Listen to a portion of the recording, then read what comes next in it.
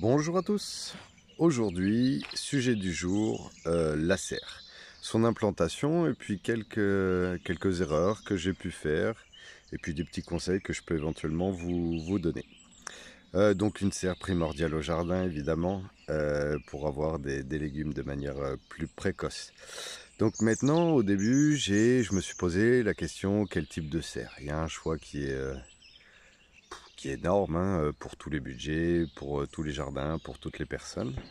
Par rapport à mon projet, moi j'avais choisi en fait de choisir une serre de qualité. Ça c'était important et qui durait dans le temps. Je voulais quelque chose qui durait, c'était fondamental pour moi.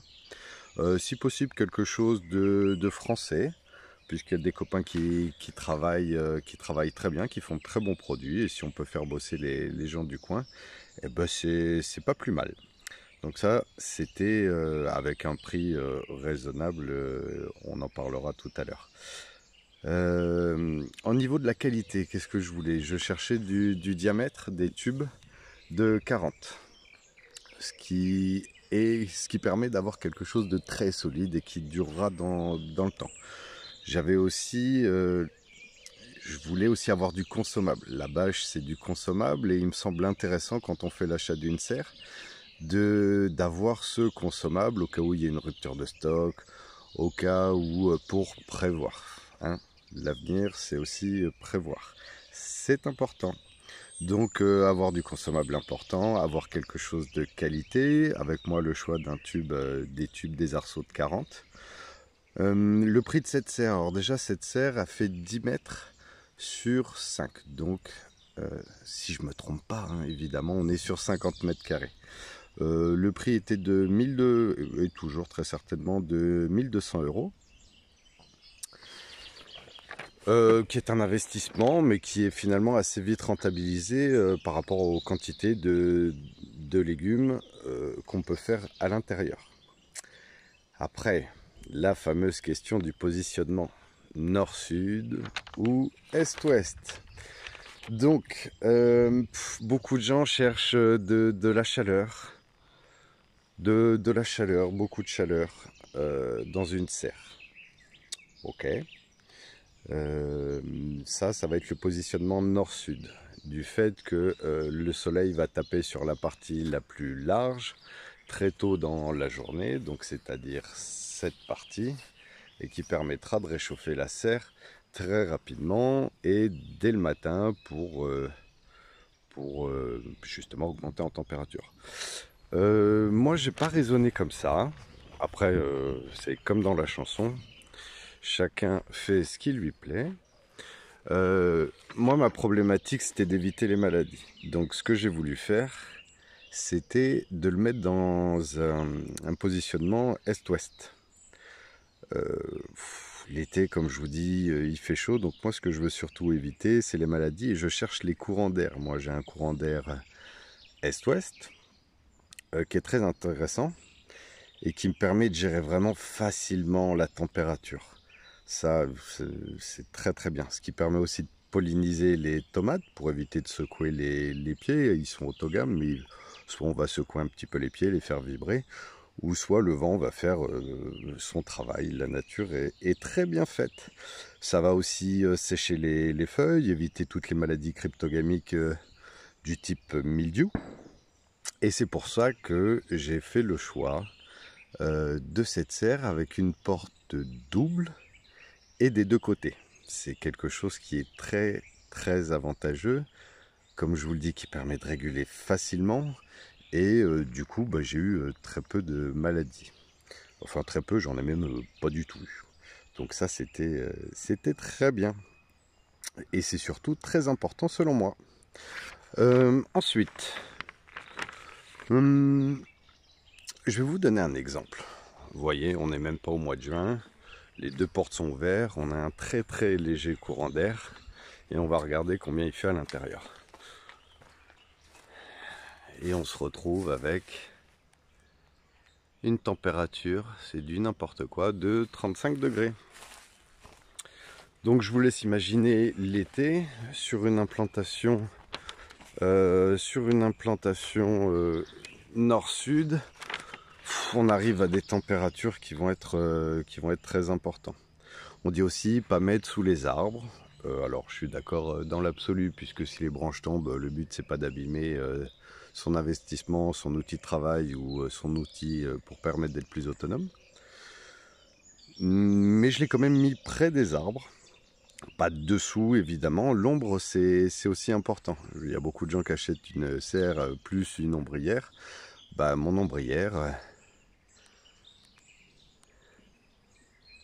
c'est les copains. Les légumes aiment le soleil évidemment, mais l'ombre permet aussi de les reposer. Les légumes ont aussi besoin de repos, surtout en cas de canicule et de sécheresse l'été, ce qui permet de moins arroser, d'avoir moins de maladies et de les faire souffler un petit peu de temps en temps. Parce que bon, tout développement, vous le savez très bien, s'arrête aux alentours de 35 degrés, donc à la fin ça ne va pas pousser. Ici, je vais avoir le début de l'ombre sur le début de la serre, donc qui va taper juste ici, tac, à partir de 15h30. Et l'ombre va progressivement venir pour couvrir en fin de compte toute la serre aux alentours de 18h. Ce qui fait qu'elles ont assez de chaleur, assez de soleil et aussi du repos progressif tout au long de la journée.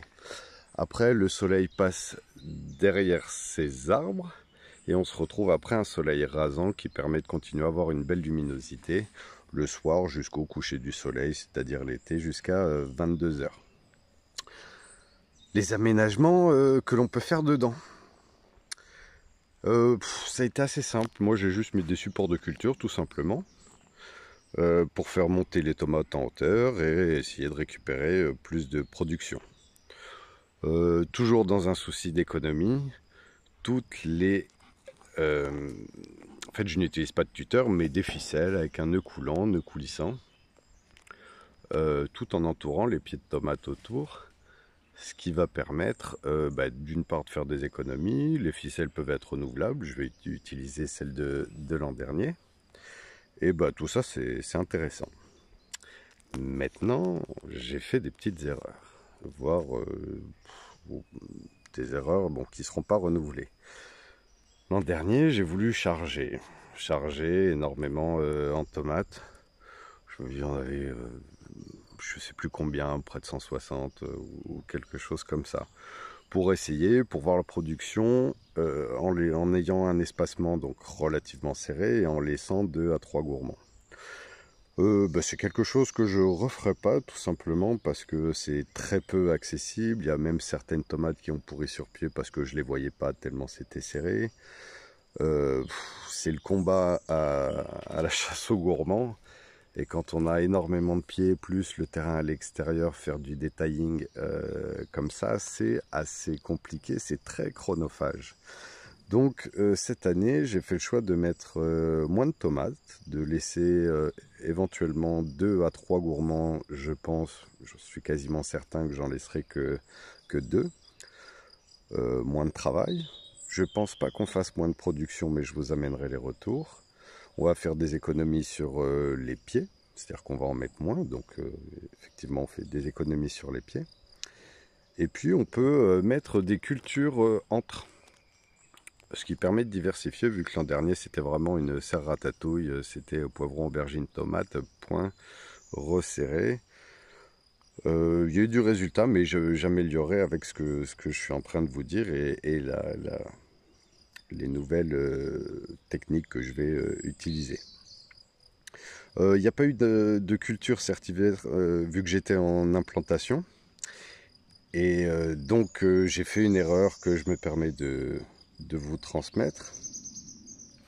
C'est que j'avais fait un mulch vraiment très épais pour être tranquille.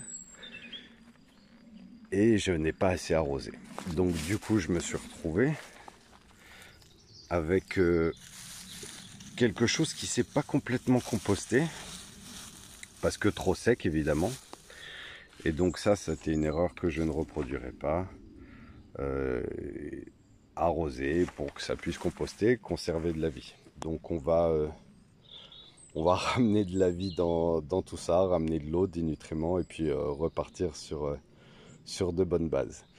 Là, si vous voulez du MSV, bon, ben, il y en a, hein, ça fait plus d'un an que j'ai absolument rien touché sur ces parties. J'ai juste mis un petit goût de grelinette qu'on voit là-bas. On se retrouve avec une terre qui va être assez sèche, elle est même pas humide, elle est juste très légèrement fraîche. Donc beaucoup moins de vie. Donc voilà, ça c'est une erreur. Quand vous mettez un mulch, que vous ne faites pas forcément de culture l'hiver, pensez à arroser pour que ça puisse composter, qu'il puisse continuer à y avoir de la vie. Pour pouvoir enchaîner sur le début des belles saisons. Qu'est-ce que je pourrais vous dire de plus? Bon, pas grand-chose de plus. C'est un premier petit bilan avec cette serre. C'est ma deuxième année avec. Voilà, je vous dis mes retours d'expérience. En tout cas, j'espère que cette vidéo vous a plu. Et puis si elle vous a plu, n'hésitez pas à vous abonner. Moi, je vous dis à très bientôt pour de nouvelles vidéos. Je vous souhaite une très belle journée à tous.